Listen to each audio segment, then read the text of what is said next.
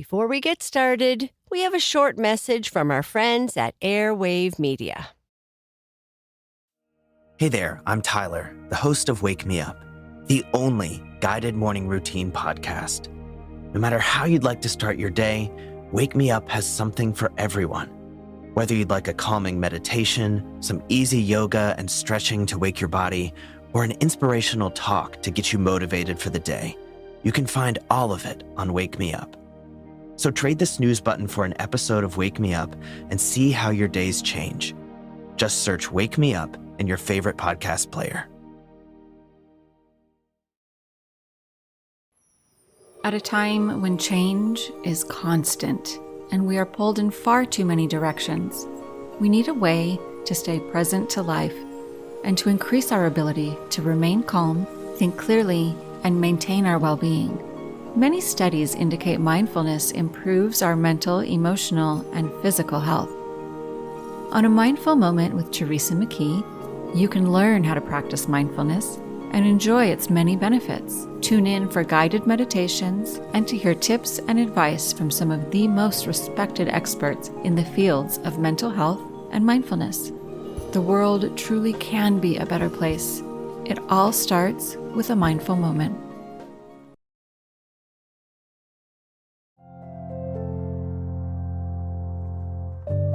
Hello, friends. This is Sheryl, and welcome to Sleep Tight, Relax, a bedtime podcast for the young and young at heart.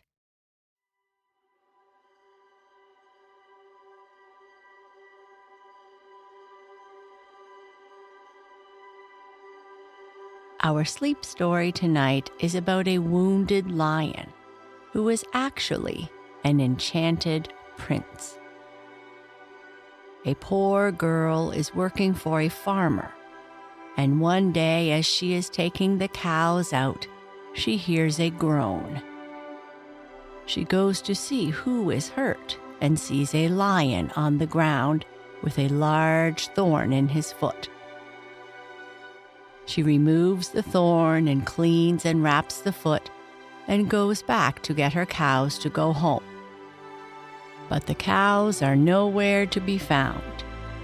She returns to the farm and tells the farmer, and he is angry, but tells her now she must take care of the donkeys. But the same thing happens.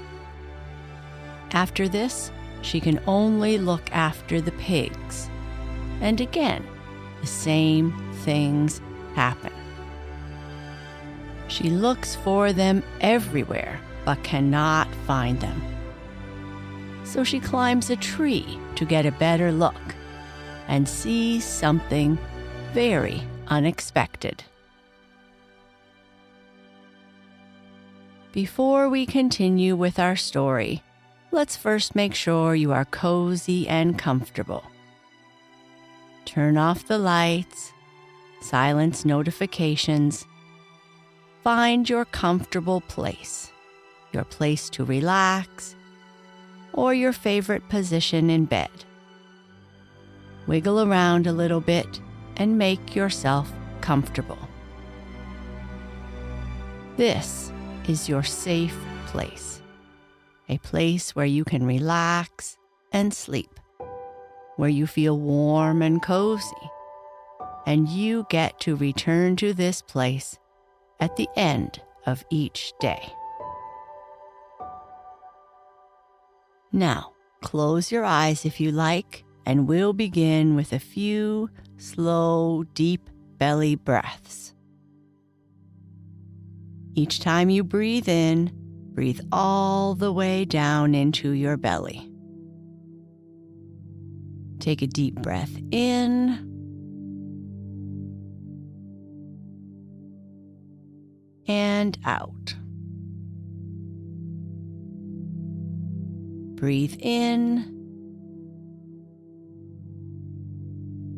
and breathe out.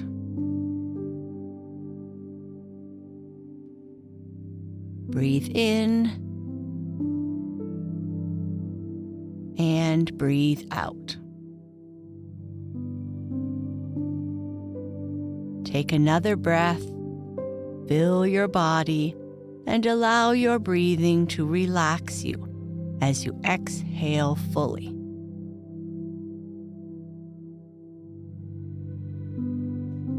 Breathe in relaxation. Breathe out tension.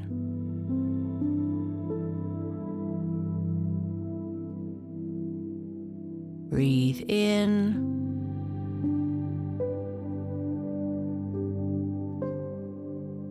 And breathe out.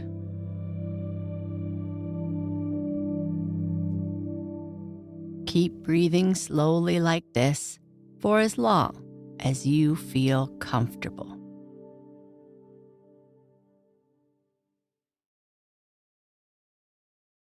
The Wounded Lion.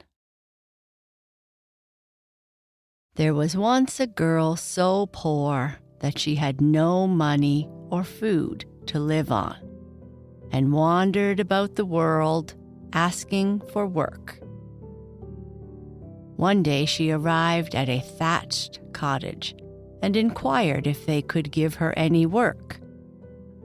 The farmer said he wanted a cowherd, as his own had left, and if the girl liked the idea of that job, she could have it. So she became a cowherd. One morning she was driving her cows through the meadows when she heard nearby a loud groan that sounded almost human. She quickly went to the spot where the noise came from and found that the noise came from a lion who lay stretched upon the ground. You can guess how frightened she was, but the lion seemed to be in such pain that she was sorry for him and drew nearer and nearer till she saw he had a large thorn in one foot. She pulled out the thorn and wrapped up the place where the thorn had been, and the lion was grateful and licked her hand by way of thanks with his big, rough tongue. When the girl had finished helping the lion, she went back to find the cows, but they had gone, and though she looked everywhere, she never found them. And she had to return home and tell the farmer, who scolded her bitterly that she had lost his cows.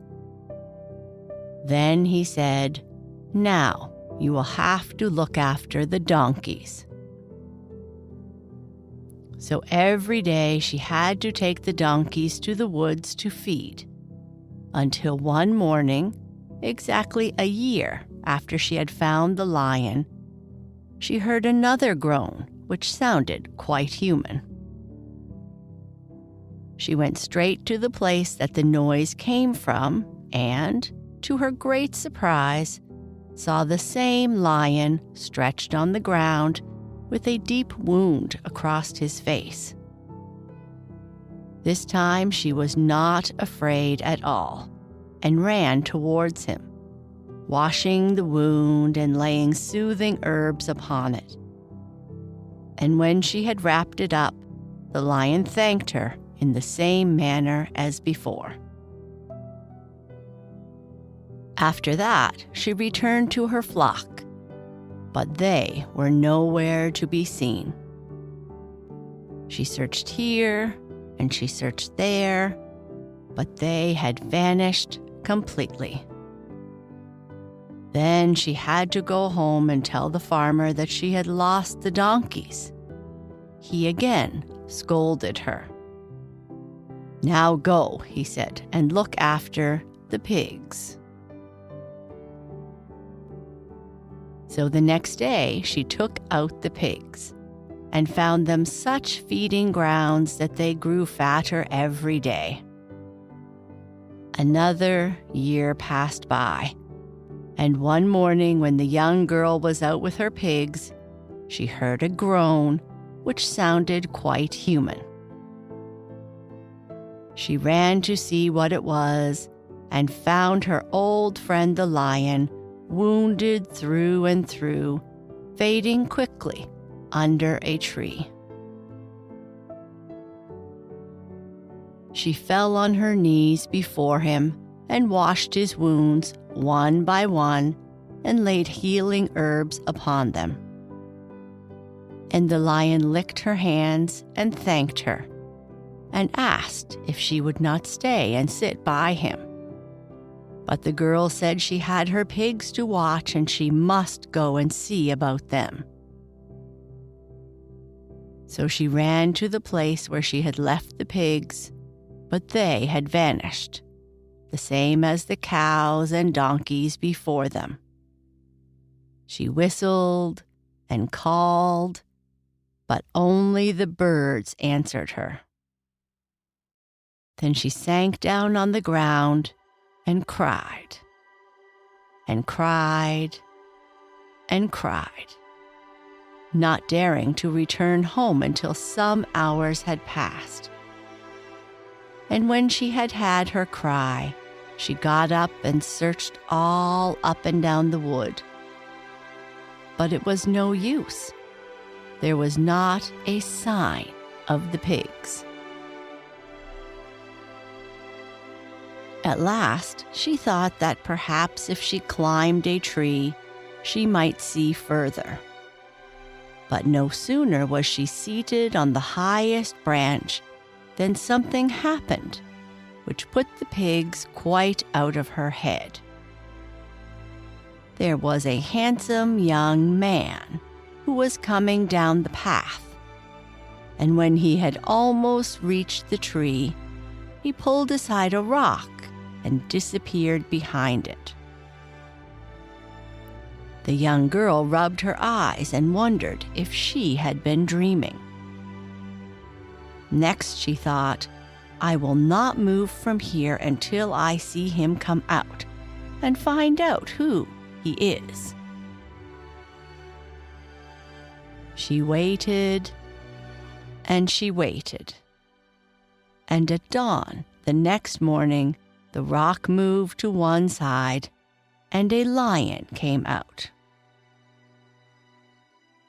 When the lion had gone quite out of sight, the girl climbed down from the tree and went to the rock, which she pushed aside and entered the opening before her.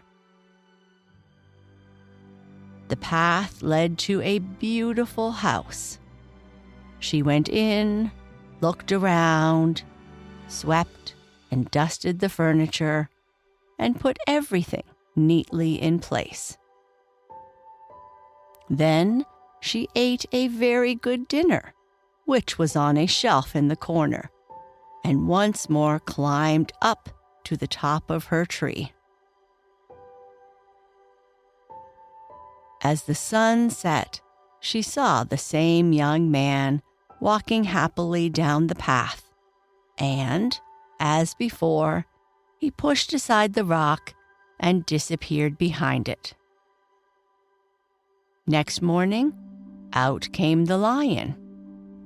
He looked quickly about him on all sides, but saw no one, and then vanished into the forest. The young girl then came down from the tree and did exactly as she had done the day before. So, 3 days went by, and every day she went in, looked around, and tidied up the palace. After a while, when the girl found that she was no closer to discovering the secret, she decided to ask the young man. And in the evening, when she caught sight of him coming down through the woods, she came down from the tree and asked him to tell her his name. The young man looked very happy to see her and said he thought it must be she who had been secretly taking care of his house for so many days. And he added that he was a prince, enchanted by a powerful giant, but was only allowed to take his own shape at night. For all day he was forced to appear as the lion, whom she had so often helped. And, more than this, it was the giant who had stolen the cows and the donkeys and the pigs because of her kindness toward the lion. And so the girl asked him, "What can I do to disenchant you?" But he said he was afraid it was very difficult, because the only way to break the spell was to get a lock of hair from the head of the king's daughter, to spin it, and to make a cloak from it for the giant, who lived up on the top of the mountain. "Very well," answered the girl. "I will go to the city and knock at the door of the king's palace and ask the princess to take me as a servant." So they parted, and when she arrived at the city, she walked about the streets crying, "Who will hire me to work? Who will hire me to work?" But though many people liked her looks, for she was clean and neat, the young girl would listen to none, and still continued crying, "Who will hire me to work? Who will hire me to work?" At last there came the waiting maid of the princess. "What can you do?" she asked. And the girl was forced to confess that she could do very little. "Then you will have to do the kitchen work and washed up dishes," she said. And they went straight back to the palace. Then the young girl dressed her hair afresh and made herself look very neat and tidy, and everyone admired and praised her, till by and by it came to the ears of the princess, and she sent for the girl. And when she saw her, and how beautifully she had dressed her hair, the princess told her she was to come and comb hers.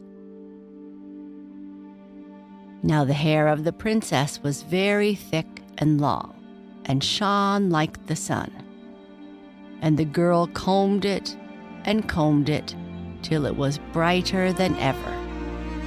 And the princess was pleased, and told her to come every day and comb her hair, till at last the girl took courage and asked to cut off one of the long, thick pieces. The princess, who was very proud of her hair, did not like the idea of parting with any of it, so she said no. But the girl could not give up hope, and each day she asked to be allowed to cut off just one piece.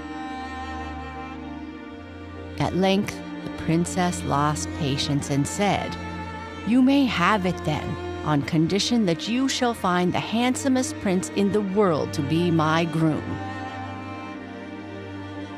And the girl answered that she would, and cut off the hair and wove it into a coat that glittered like silk, and brought it to the young man, who told her to carry it straight to the giant, but that she must be careful to cry out a long way off what she had with her, or else he would spring upon her and catch her and put her in a cage.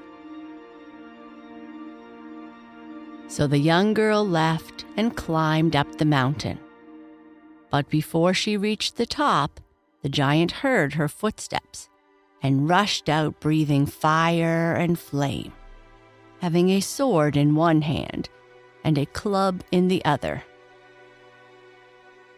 But she cried loudly that she had brought him the coat, and then he grew quiet and invited her to come into his house. He tried on the coat, but it was too short, and he threw it off and declared it was no good. So the girl picked it up sadly and returned, quite in despair, to the king's palace. The next morning, when she was combing the princess's hair, she asked again to cut off another piece. At first, the princess said no, but the girl begged so hard that at length she gave in on one condition: that she should find her a prince as a bridegroom. The maiden told her that she had already found him, and spun the lock into shining stuff, and fastened it on to the end of the coat. And when it was finished, she carried it to the giant. This time, the jacket fit him, and he was quite pleased, and asked her what he could give her in return. And she said that the only reward he could give her was to take the spell off the lion and bring him back to his own shape. For a long time, the giant would not think of doing it, but in the end, he gave in and told her exactly how it must all be done. She was to sing the lion to sleep and then tie him up and put him into the water. And then, out of the water, the prince would come, free from enchantment forever. But the young girl went away weeping, afraid that the giant was tricking her, and that after she had put the lion to sleep, tied him up, and put him in the water, she would find that she had done the same to the prince, and he would not survive. Weeping, she came down the mountain, and weeping, she joined the prince, who was waiting for her at the bottom. And when he had heard her story, he comforted her and told her to be brave and to do exactly what the giant had told her. And the young girl believed what the prince told her, and in the morning, when he put on his lion's form, she sang him a song, tied him up, and placed him into the water. And out of the water came the prince, beautiful as the day, and as glad to look upon as the sun himself. Then the young man thanked the young girl for all she had done for him, and asked if she would like to be his wife. But the young girl only cried more, and answered that his wife she could never be, for she had given her promise to the princess when she had cut off her hair, that the prince should wed her. But the prince replied, "If it is the princess, we must go quickly. Come with me." So they went together to the king's palace.